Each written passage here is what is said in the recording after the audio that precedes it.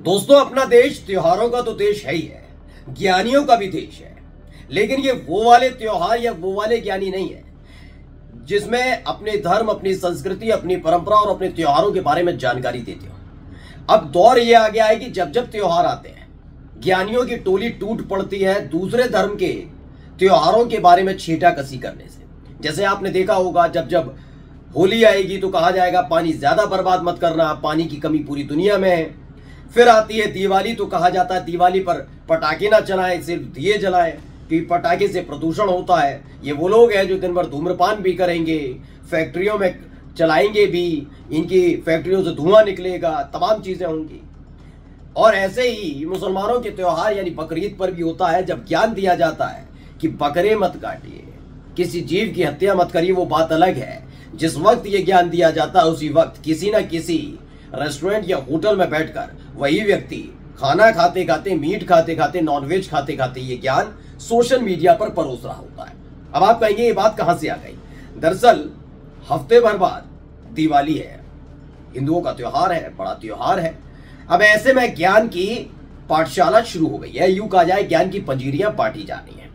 ध्यान दिया जा रहा है, कहा जा रहा है मत चलाओ पटाखे, प्रदूषण हो रहा है, प्रदूषण हो रहा है, मत चलाओ पटाखे। अब इन सब के बीच एक बड़ी वॉर से शुरू हो गई, जुबानी वॉर। लेकिन मेरी बात ये नहीं है कि दिवाली, होली को लेकर छींटाकसी करने वाले या फिर बकरीद पर ज्ञान देने वालों की कहानी है। आज की एक खबर है उस चीज को लेकर जिसे कई बार अपनी अस्मिता से जोड़ा गया, कई बार अपने धर्म के साथ जोड़ा गया।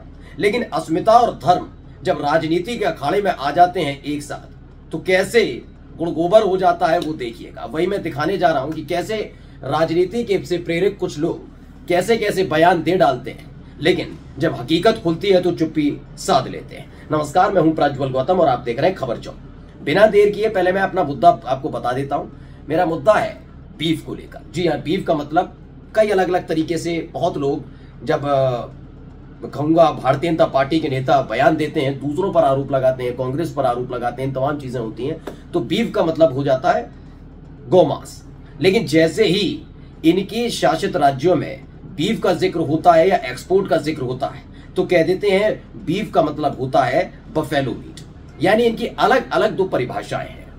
आज मैं इसीलिए इस पर बात कहने आया हूं क्योंकि शुरुआत ही इस खबर के ऐसी बात से करने जा रहा हूं जिसका जिक्र मैंने शुरुआत में किया था। दरअसल एक ये इस तरह का, आपके पास भी शायद आप सोशल मीडिया पर एक्टिव रहते हैं तो ये चीज आएगी आपके पास, जिस साल से बकरीद बिना बकरों वाली मनेगी उस साल से दिवाली भी बिना पटाखों वाली होगी, अतः प्रदूषण पर कोई ज्ञान न बांटे। यानी जैसे ही दिवाली को लेकर ज्ञान बांटा जा रहा था, बकरीद पर आ गए और बकरीद पर आने के बाद इन्होंने ये ज्ञान परोस दिया है। इनका भी कहना है कि हम बकरीद के बिना बकरीद बनाओ, बकरी के बिना हम पटाखों के बिना दिवाली बनाएंगे। सबका अपना अपना तर्क, अपनी अपनी बातें। अब इसको रिप्लाई करते हुए एक उस्मान ऑफिशियल है, उन्होंने एक ट्वीट किया, एक पूरी लिस्ट ट्वीट की है। इसमें लिखा biggest exporters of beef in the world. इसमें बताया गया सबसे बड़ा अगर कोई एक्सपोर्टर है बीफ का तो वो है ब्राजील, जिसमें टन के हिसाब से बताया 1000 ऑफ टन के हिसाब से, यानी 3012 टन के हिसाब से है। ठीक है, ऐसे इंडिया में बताया गया कि 1475 है। सेकंड नंबर पर इंडिया खड़ा नजर आता है। हम जब इस खबर पर गए कि इसकी तथ्यात्मक बात क्या है कि क्या वाकई हमारा देश बीफ, जिसे लेकर कई बार विवाद भी हुआ, खासकर मैं इलाके भी बता देता हूं, सबसे ज्यादा जहां बीफ को लेकर विवाद होता रहा वो आपको देखने को मिलेगा पश्चिमी उत्तर प्रदेश, हरियाणा, दक्षिण जो हमारे उत्तर प्रदेश से लगता है वो, और राजस्थान का वो इलाका जो हरियाणा और उत्तर प्रदेश से छुलता है। वहां पर आपको अमूमन ऐसी खबरें देखने को मिलेंगी कि गौरक्षक दल ने कुछ लोगों को उठा लिया, उनके साथ मारपीट की, और कई बार अप्रिय घटनाएं भी देखने को मिलती हैं कि कोई व्यक्ति कुछ थैले में लेकर जा रहा था, उसे रोका गया, फिर उसे पीटा गया, देखा गया उसमें मीट था। उन लोगों ने कह दिया, जिन लोगों ने पकड़ा था कि ये गौमांस है, उसके नाम पर इतना पीटा कि उसकी जान ले ली गई। उसके बाद वो एफएसएल के पास जांच के नमूने गए और पता लगा वो बीफ नहीं था, कोई और मीट था, बेवजह उस आदमी की जान चली गई। इस तरह की खबरें लगातार आती रहती हैं। और इन सब के बीच अब ये बीफ को लेकर इन्होंने एक लहराया है प्रमाण पत्र कि भाई ब्राजील सबसे ज्यादा मीट का एक्सपोर्टर है, यानी 3012 टन के हिसाब से। और तो यही वहीं अगर भारत को देखा जाए तो इससे आधा, यानी कि दूसरे नंबर पर भारत बीफ को का एक्सपोर्टर है। अब इसी को लेकर एक और हमने जब पुष्टि करने की कोशिश की क्या ऐसी बात है, तो हमें एक और मिला है। स्टैटिस्टा के नाम से है, उन्होंने भी इसे किया था।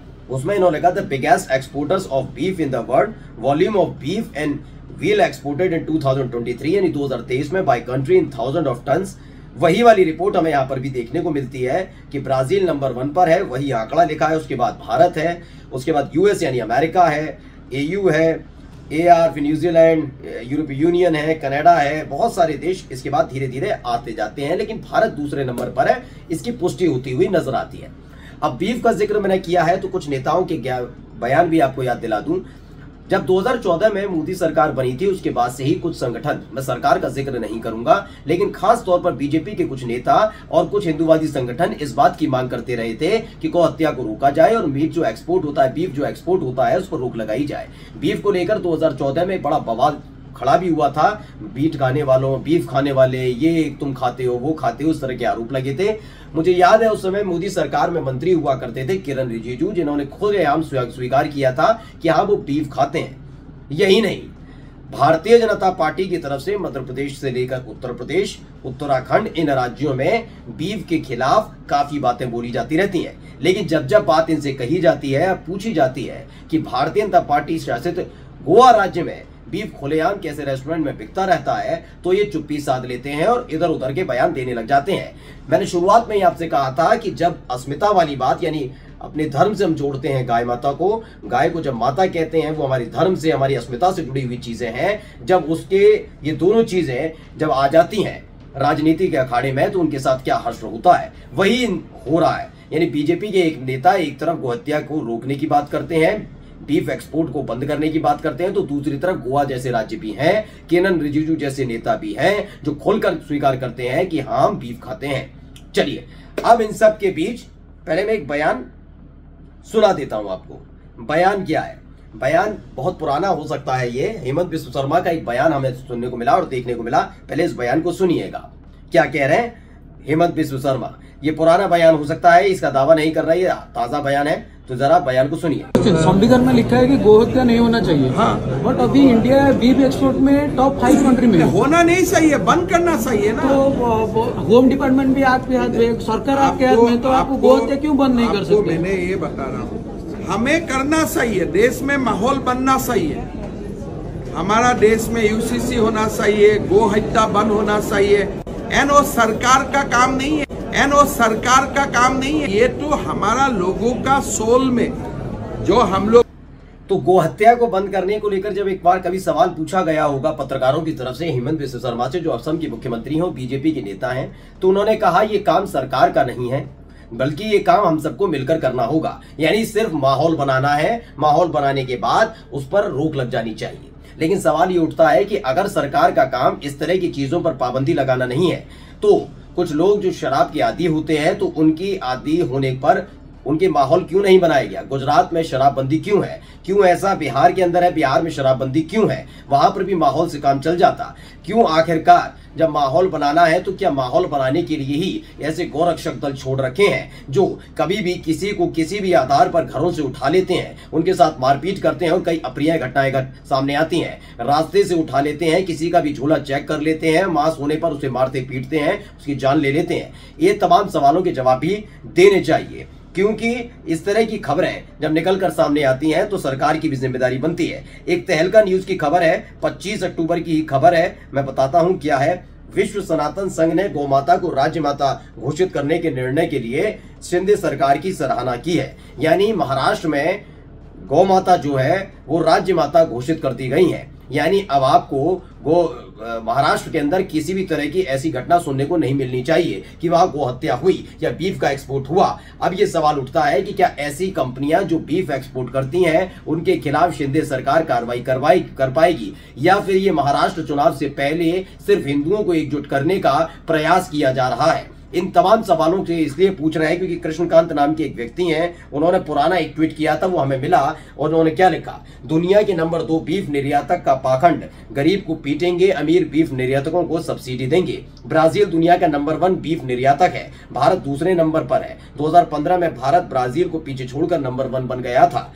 उस साल 2.4 मिलियन टन बीफ निर्यात हुआ था। तब से भारत लगातार टॉप 3 कंट्रीज में रहता है। हिंदू व्यापारी जिनके बारे में कहा गया, जिसकी जानकारी हमारे पास नहीं है, लेकिन फिर भी जो उन्होंने दावा किया वो आप तक पहुंचाता हूं। इनके मुताबिक हिंदू व्यापारी अल कबीर, अल फकीर, अल जरीर नाम से कंपनियां बनाकर बीफ एक्सपोर्ट करते हैं। उनसे किसी की भावना आहत नहीं होती। KFC जैसी फूड चेन सावन हो, नवरात्रि हो, मुर्गा खिलाते रहेंगे और अरबों कमाते रहेंगे। रेहड़ी, पटरी और ठेले पर रोटी कमाने वाला भी गरीब, धर्म और आस्था के नाम पर मारा जाएगा। उसकी दुकान बंद कराएंगे, धमकाएंगे, पीटेंगे। क्या पूरे देश में नवरात्रि और सावन में मांसाहार बैन करने की हिम्मत है? नहीं है, नहीं कर सकते। इन तमाम चीजों को लेकर कहा गया, ये वही पाखंडी जो पूर्वोत्तर और दक्षिण राज्यों में गौमांस खिलाने का चुनावी वादा करते हैं और यूपी बिहार में गोरक्षा के नाम पर लोगों की हत्याएं करते हैं, जिसका जिक्र मैंने शुरुआत में भी कहा था।